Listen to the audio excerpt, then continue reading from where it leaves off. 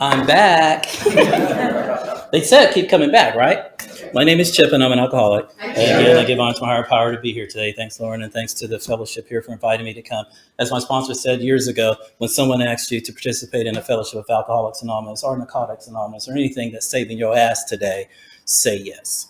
And yes, it is. So here I am once again. My name is Chip, and I am an alcoholic. My sobriety date is July 20th, year 2000. So I got sober now 21 years. Never thought that would happen, but it did. I started off my drinking career at a age of 21. My dad and my mother have one sibling. They don't drink. I wasn't raised around alcohol. When my father saw someone that was less fortunate than us on the side of the road, he would say, "Don't be that person. That's an alcoholic. Don't be that person, that homeless person. You never want to do that when you drink." So my perception of being an alcoholic was totally wrong. And but I am an alcoholic. So I became an alcoholic at the age of 21. I'm a flight attendant. I work for Alaska Airlines now, and I'm freely to discuss that in the open forum that we're in. My first career as a flight attendant was with Pan American World Airways back in the 80s when I turned 21. And that's what introduced me to alcohol. And we were in Maui on a layover. It was New Year's Eve, and the crew said, "Do you drink?" I said, "No." They go, "You will now." And we had to get naked and run into the ocean for New Year's. So got naked and ran into the ocean for New Year's, and we drank. Woke up the next morning with a terrifying hangover and very sick, and told myself I need to do it again. And I continued doing it again. So I was in New York City when I started this career of alcoholism, and never received a DUI. Didn't get in trouble. The only time you got in trouble in New York is when you're telling the train conductor on the subway to make it go one way when you want it to go this way, and it's going this way. So I got a lot of police officers met the trains on most of my stops. They didn't take me to jail, but they just always just kicked me off the transit system in New York City. So I moved here in 1991, but when I became a flight attendant for Alaska, I just celebrated my 30th year with Alaska Airlines, and my husband just celebrated his 30th year with Alaska, and we celebrate our wedding anniversary on the 22nd of September for 30 years. So it's a 30 year this year for us, and that's because of the program and my honesty being with myself that I am an alcoholic today. So we moved here, moved to Federal Way, and Christopher and I, when we started talking, we had so many similarities with our DUIs. And I got three. I got the first one in 1992, living in Federal Way, and the police officer pulled me over, and he didn't give me a ticket, but he towed the car. And we have another car at the house, right? So he took me home, and I'm calling the Federal Way Police Department, asking them, "Where's the car? I just got a ticket, and the officer didn't tell me where he towed the car, and didn't say it on the ticket." So I drove the other car to the police department. That's how I think when I'm drunk, to ask them where was the car. So as soon as I walked in, the gentleman who didn't arrest me but did stop me says, "What are you doing here?" I said, "I'm trying to find out where my car is." And he says, "How'd you get here?" I said, "I drove that one." So clink, clink. That was my first arrest. And in Federal Way, Greenville Court is the court facility down in Federal Way. So I spent a night in jail. I got out. I had to go to court. And the judge looked at me and said, "Mr. Hessel, I'm going to give you a deferred prosecution. If you stay good for 2 years, and some of us may know what a deferred prosecution is, it'll be fine." But was I ready to stop? No. I continued drinking. And 30 days before that deferred prosecution was up, I got the second stop. So I had to go back to Greenville Court, and that judge looked at me and she told me, "If I see you in my courtroom again," this was 19 months, 20 months earlier, "I am going to throw you in jail." And she did just that. So now I get the first DUI, I get the second one in 1994, and I didn't get the third one to the year 2000. So we had that similarity when we first started talking in our recoveries. On the last DUI, I didn't know the 19th of July, the year 2000 would be my last drunk, and I'm so thankful to know that I didn't know that was going to be my last drunk. But on that day, I was at the bar. We have now moved to Belltown, and I was in a bar and feeling sick. I've been through the house arrest, been to jail many a times, and and I never thought sitting in a jail cell, getting drunk again, and going back to a jail cell will be okay in my life. But this disease told me it's all right. You've done it the first time. You could do it again, and you could do it again. And where was I ever comfortable in my life to know that that's okay? I'm not comfortable with that anymore. So what happens on this night, I'm at the bar, and I ordered this beverage, and I'm feeling like I'm going to be ill. Like I haven't even drank anything yet. And I'm feeling like it's just going to come out. So my disease told me, take that first one. And I took that first one. And that first one led to many, which led to a third DUI and arrest. And every time I've got those arrests during my drinking career, my partner was never home. I always did it when he was gone. So every time he'd come home off a trip, I'm either in jail when I got the DUI and the car is impounded. So on that morning, I came to, the only thing I remember on that arrest, and I never had a blackout, but it was getting to that progression in my disease.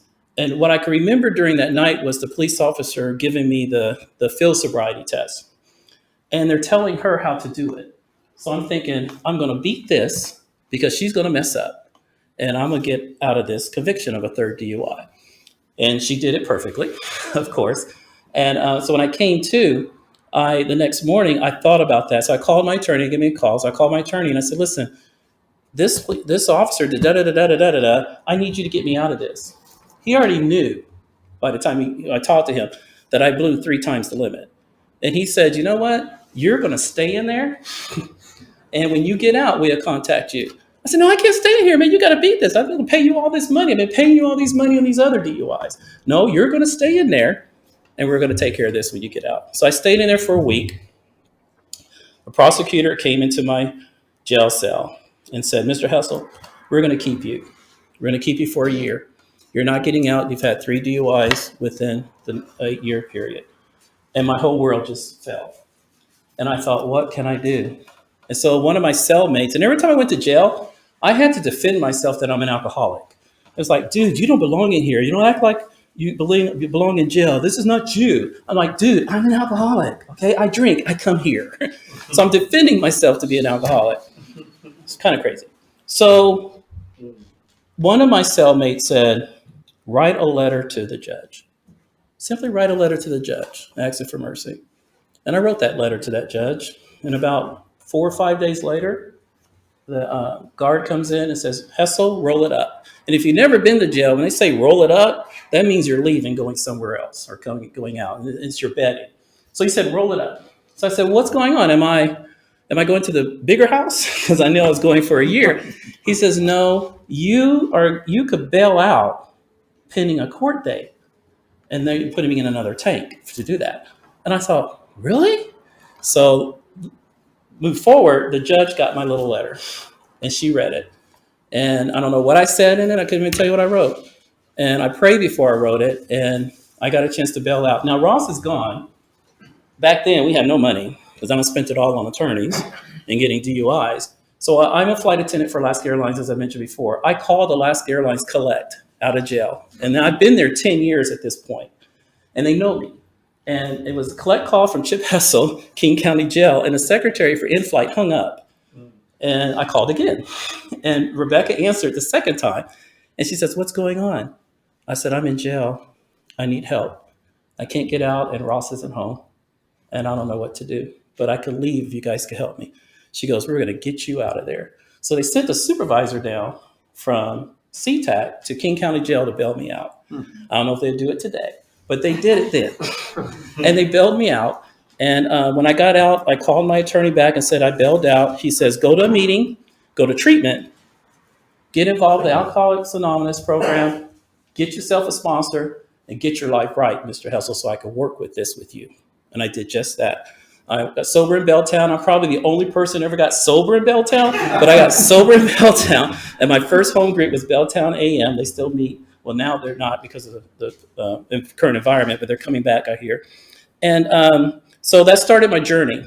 I checked myself into a Lakeside Milan up in Kirkland. And with that, I was in an outpatient program during those. It was a 2-year outpatient program on that first deferred. And it took me like 8 years to get out of that 2-year outpatient program because I kept drinking and drinking and drinking. And that was with Intercept down in Federal Way. So at this one, I called our 800 number for our insurance on the back of our employee card and said, I'm Chip. I'm a flight attendant. I need help and I need to go to treatment. And they gave, back then, you talked about earlier about the phones. Back then, you didn't have cell phones that had GPS and all those. You could look up everything. Google wasn't around. You had yellow pages, paper pages. So I'm flipping, and they gave me Sundown and they gave me Lakeside Vinyl. And I'm flipping through the pages. Ross and I are looking for the Sundown place, and we can't find it, but we find Lakeside Milan. Come to find out, Sundown is in Eastern Washington, which is why we couldn't find it in the local pages for Seattle. So I called Lakeside Milan. They did the assessment. The 800 number that I called for the airline did an assessment as well. And they said, you don't seem suicidal, and you don't seem like you need to go to an inpatient. We'll put you in outpatient. Now, I had manipulated that already. And I said, no, that's not going to work. That's not going to work. So then when I called Lakeside Milan, they did the assessment over the phone and told me the same thing. They said, I want to put you in our outpatient program. I said, no, that's not going to work. And I'm being honest about what's going on in my life, not even knowing I'm being honest. As this book tells me later on page 30, I have my first step of recovery is being honest with yourself. And so I'm doing that, not even knowing I'm doing it. So we called Lakeside Milan. I go take the assessment and they say, you want to go to inpatient? I said, yes, I have to go to inpatient. I need to displace myself. I have to take care of me. And they said, well, we don't have a bed for about a week. And you don't seem suicidal. Will you be sober and good for a week? And I said, yeah, I could do that. So I went in, as we heard Christopher talk about earlier, into my treatment center sober for 1 week. And they put me in a detox for 24 hours because of insurance purposes. And I went on into Milan. So I get out of Lakeside Milan. While I'm in there, the week before going into Milan, I had what I call my spiritual awakening. Not awakening, a spiritual experience, we say. The awakening came at the 12th step. But the spiritual experience I had was my family was living here at the time. They now reside in Dallas, Texas. And my mother and sister called me and said, come go to church with us. And I'm not a church-going person. To this day, I'm still not a church-going person, but I'm a spiritual person to the fellowship here that's taught me that. And I said, okay, I'll go. So I went to this church, and no one knows me, but I'm walking in and was like, hi, welcome. And I'm thinking, they don't told everybody about me, and that I'm an alcoholic, and I just got out of jail, and they're trying to be friendly with me, and I don't want nothing to do with y'all. So we're sitting in the congregation, and the pastor says, there's somebody going away for 30 days, and I want this person who's going away for 30 days to come to the altar for prayer. Now, I really think they told everybody about me because Lakeside Milan's 28 days and a wake up. He usually reads a biblical story to the children and they go to children's church. But this Sunday, it was different. And so I ran down there and I hear my sister telling my mother, thank God. And I ran down there. My mom went with me and I'm standing there. And the experience that I had at this altar, I'm just crying. I was raised in the South. I'm born in Orlando, but raised in Dallas. And in Dallas, I went to a holiness church and all Black people, right? And we speak in tongues and we shout. Only thing we don't have is snakes around our necks because we're scared of snakes. So I had this feeling that was instilled in me as a child with my belief system, something greater than myself. And I'm praying, my arms up and I'm just crying and I'm asking God to just take this away from me. I can't do this anymore. And I'm just begging. And at the time I asked, please take it out of my head, my heart, and my stomach. And at the exact same time I'm doing that, the gentleman who's praying over me, as well as other folks who are down at the altar, is touching me in my head, my heart, and my stomach. And if my mother, she lives in Dallas now, if she was here today, she'd tell you, I turned around and I looked at my mom. I said, Mom, I'm done. It's gone. I don't have to do this anymore. And I haven't had a drink since. But so I go into Milan and I share this story. I'm in a purple group. I share this story with my group, and my counselor says, tell a little bit about yourself. So I shared with this story, and I said, I had this experience at church. I'm all this now. And I got challenged. That night, a gentleman knocked on my window when I'm studying for my studies. He knocks on my window, and he says, Chip, come outside. And he's a big, burly looking guy. And I'm like, okay, I'm going to get my butt kicked here in Lakeside Milan. I'm offending somebody. So I go outside. He says, you talk about you had this spiritual experience and your spirituality now. He goes, we have a prayer circle. We want you to be part of the prayer circle. Come pray with us. I said, sure. So there's 5 of us stood in this little circle and we're praying. We prayed individually. Then when it got to me, I just prayed like I normally pray. And they came up and said, you know how to pray. We need you to do this. Because the circle grew from 5 to all these people. And it was like 100 people going through. There's a revolving door. One goes out, one comes in. So it's like 100 people. So this circle kept growing. We couldn't do it individually because we were missing our time to go to bed. So they nominated me to be the prayer guy and pray for everybody. So I'm doing this and I'm getting tired. I'm getting overwhelmed. I'm lacking on my studies. And my counselor noticed it. And she says, what's going on with you? And I called my mother. I said, Mom, I remember Reverend Jones saying he's tired and he's worn out. I said, I feel this. And she goes, what are you doing? I said, I've got this prayer circle going. And she says, well, you know what to do, son. I said, what's that? She goes, pray for somebody to take over the prayer circle. And I did. So I prayed for someone to pray over the prayer circle. And a gentleman Chris, his name's Chris, checked in the next day and says, hi, my name is Chris. And my dad's a pastor. And I heard you have a prayer circle. I said, I don't have a prayer circle. I said, the group has a prayer circle. He goes, can I lead it?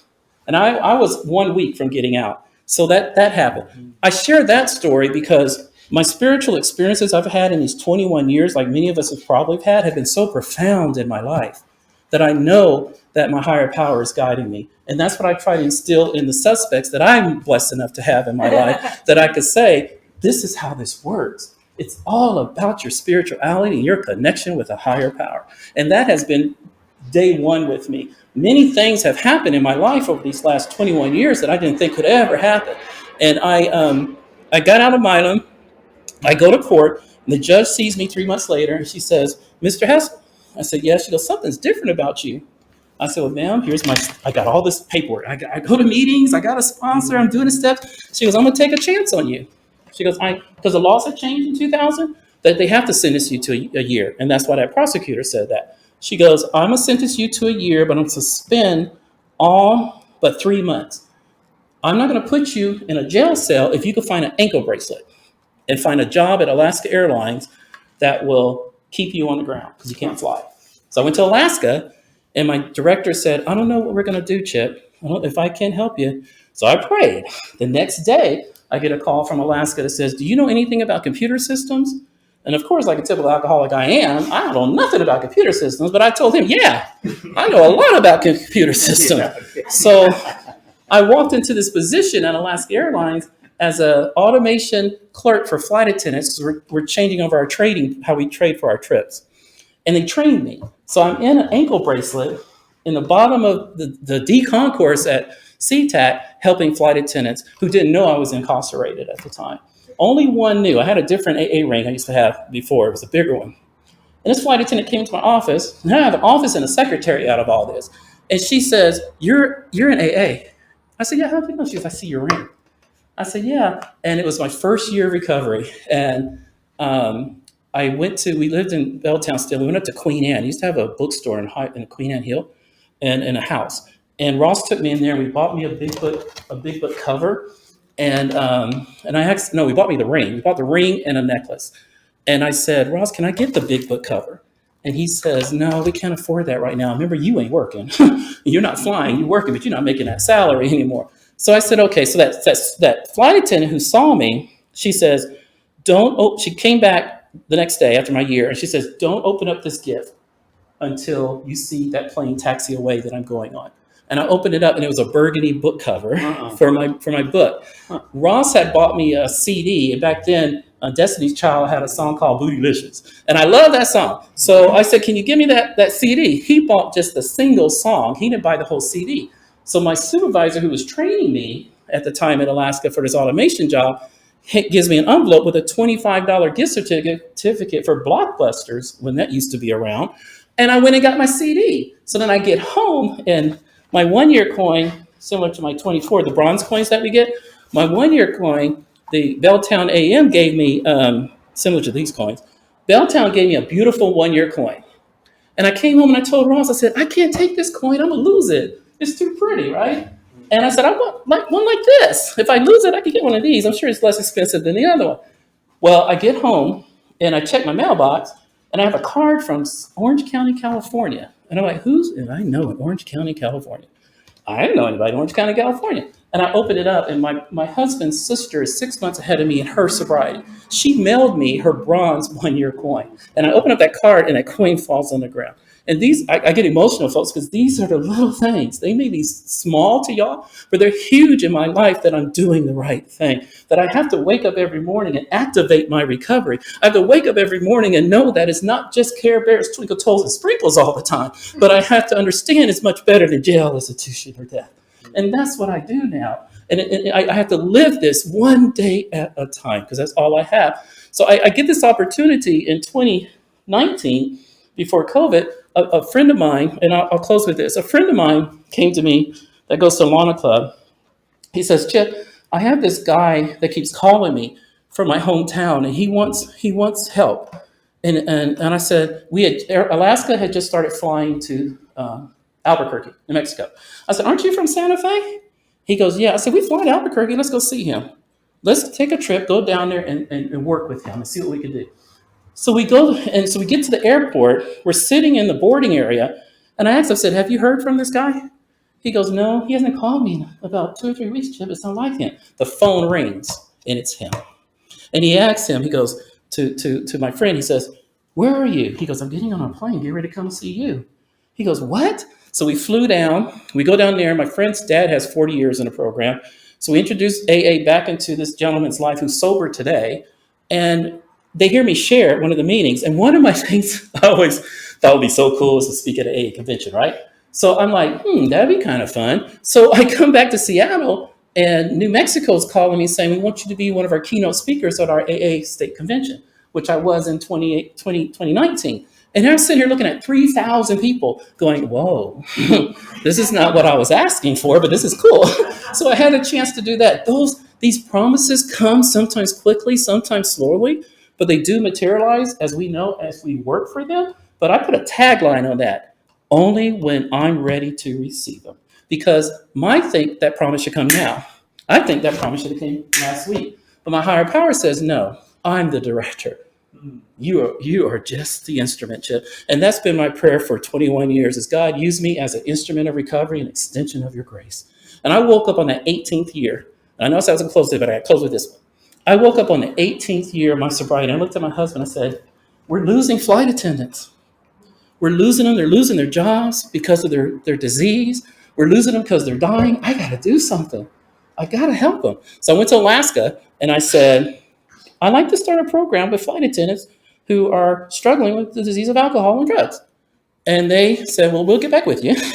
So they got back with me, and now they send me over to corporate to talk to HR and everyone, and an attorney, a lawyer's in the office. And I sat down and said, am I losing my job? And they said, no. The lawyer was there to see what type of program I'm talking about. So as of that year, and that was in 2018 as well, we started the Alaska Airlines Drug and Alcohol Affinity Group. And it's a group we meet twice a month to help people who are struggling with alcohol or drugs at Alaska Airlines. As a result of that, it's when you heard Christopher talk about this magazine. And the highest award you can get at Alaska Airlines is a Legend Award.